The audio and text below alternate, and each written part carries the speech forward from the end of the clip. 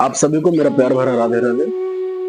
आप सभी जानते हैं कि सौभाग्यवती माताएं वट सावित्री व्रत रखती हैं, पूजन विधि पूजन रखती हैं, फास्टिंग करती हैं, उपवास रखती हैं। बड़ा सुंदर पतिव्रताओं के लिए, अपने सौभाग्यवती माताओं के लिए व्रत है। सबको अवश्य करना चाहिए वट सावित्री व्रत। इसी संदर्भ में कथा आती है। वट सावित्री माता जो थी, उनकी एक कथा आती है, बड़ा सुंदर, बड़ा अद्भुत कथा है। उनके और उनके पति के मध्य माता सावित्री एक राजकुमारी थी, बहुत बड़े राजा की पुत्री थी। महल में ही उनका जन्म हुआ, महल में रहना हुआ, लेकिन उनको ये छूट दी गई उनके पिताजी के द्वारा, उनके परिवार के द्वारा, कि तुम स्वयंवर कर सकती हो अपने हिसाब से, अपने योग्य, अपने सुयोग्य वर का चयन कर सकती हो, अपने योग्य वरण कर सकती हो जीवन साथी। तो माता सावित्री जी ने एक झोपड़े में रहने वाले ब्राह्मण सत्यवान जी का चयन किया और उनसे विवाह किया। धर्मनिष्ठ, धर्मपरायण थे, मातृभक्त, पितृभक्त, राज्य भक्त, ऐसे महापुरुष वो थे, उनका व्यक्तित्व था। उनसे विवाह संपन्न हुआ, जीवन यापन करने लगे, घर में रहने लगे। घर आ गए और खूब माता सावित्री अपने पति की तन मन वचन कर्म हर प्रकार से अपने पतिदेव की सेवा में रत रहती। और उनके जो सास ससुर थे वो अंधे थे, उनकी भी सेवा एक जैसा, एक समान।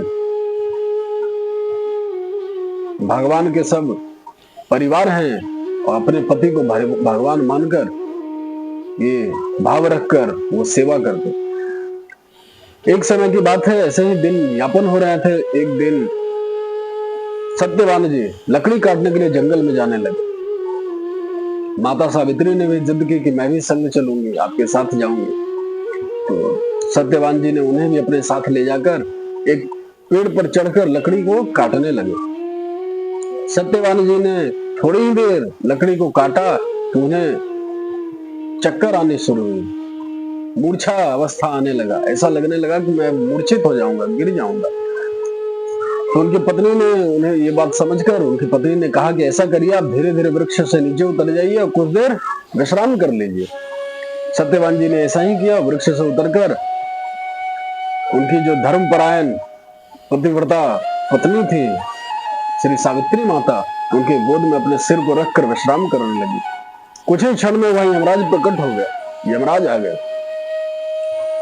और उन्होंने आते के साथ कहा कि अब इसका जीवन कुछ ही क्षण के लिए शेष है, आज इसे मैं लेकर चला जाऊंगा, आज इसका जीवन पूर्ण हो जाएगा, यापन हो जाएगा।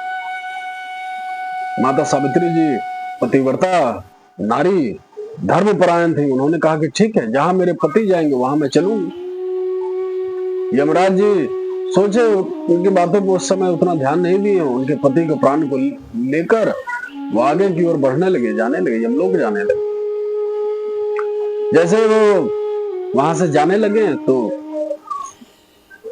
सावित्री माता उनके पीछे पीछे जाने लगी, उनके पीछे पीछे पीछे पीछे वो भी साथ साथ यमराज जी के जाने लगे।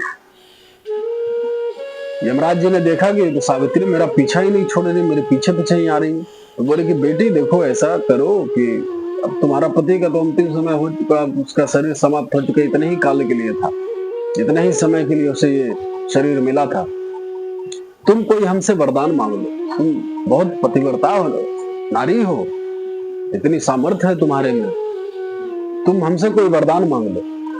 तो माता ने कहा, सावित्री माता जी ने, कि यमराज जी मुझे मेरे अंधे सास ससुर के जो नेत्र हैं वो ठीक हो जाए। यमराज जी ने तुरंत कहा, एवं मस्तु। नेत्र तुरंत ठीक हो गया सास ससुर के। फिर पीछे पीछे सावित्री माता जाने लगी। फिर यमराज जी ने कहा कि अब क्या है बेटी, अब क्यों मेरा पीछा कर रही है, मैंने तुम्हें वरदान तो दे दिया, और कोई वरदान चाहिए तो मांग लो। सावित्री माता ने कहा कि मेरे सास ससुर का जो खोया हुआ धन था, जो राज्य था, जो वैभव था, वो उन्हें वापस मिल जाए, ये वरदान दे दी। यमराज जी ने कहा कि एवं मस्तु। उन्हें ये सब चीजें प्राप्त हो गई, खोया हुआ धन राज्य सब मिल गया। फिर यमराज जी वहां से बढ़े, आगे जाने लगे यमलोक को। तो सावित्री माता फिर उनके पीछे पीछे जाने लगी, पीछा करने लगी। यमराज जी ने फिर ठहर कर कहा कि अब बताओ सावित्री, अब क्या है? जो जो बोली मैं तो करता गया, और कोई वरदान चाहिए तो बोलो। तो माता सावित्री ने यमराज जी से कहा कि अगर आप मुझ में सच में प्रसन्न हैं तो मुझे 100 पुत्र होने का वरदान दीजिए। यमराज जी 2-3 बार वरदान दे चुके थे और अंदर से झुंझलाए हुए थे। कोई भी व्यक्ति बार बार जब इस तरह पीछा करता तो अंदर से लोगों का स्वभाव थोड़ा झुंझलापन हो जाता। यमराज जी ने ध्यान नहीं दिया इस बात को और कह दिया डायरेक्ट कि एवं मस्तु, 100 पुत्र होंगे तुम्हें, एवं मस्तु, और आगे बढ़ने लगे। फिर मैया ने पीछा किया, माता सावित्री जी। यमराज जी इस बार और क्रोधित होकर बोले कि मैं तुम्हें बार बार कह रहा हूं लौट जाओ, वरदान दे चुका हूं, फिर भी मेरा पीछा नहीं छोड़ रही है। अब नहीं गई तो मैं तुम्हें श्राप दे दूंगा। तो माता ने कहा, सावित्री मैया ने, उन्होंने कहा कि यमराज जी आपने मुझे 100 पुत्र होने का वरदान दिया है और मेरे पति को लेकर जा रहे हैं और मैं धर्म पत्नी पतिव्रता नारी हूं, तो ये पुत्र होंगे कैसे? मेरे पति के प्राण तो आप लिए जा रहा है। तो ये फिर 100 पुत्र का वरदान जो दिया है आपने, ये तो विफल है, मिथ्या है। यमराज जी ने मन में विचार किया कि बहुत धर्मपरायण, बहुत उच्च कक्षा की पतिव्रता नारी है। ये विचार करके यमराज जी ने सत्यवान को प्राण को वापस माता में वापस उनके पति को लौटा दिए और दोनों को आशीर्वाद देकर वहां से अंतर्ध्यान यमपुरी को चले गए। हर सुहागवती माताओं को ये व्रत अवश्य रखना चाहिए, ये कथा अवश्य सुनना चाहिए। इनसे उनके पति के, उनके सौभाग्य की रक्षा होती है और उम्र लंबी होती है। राधे श्याम।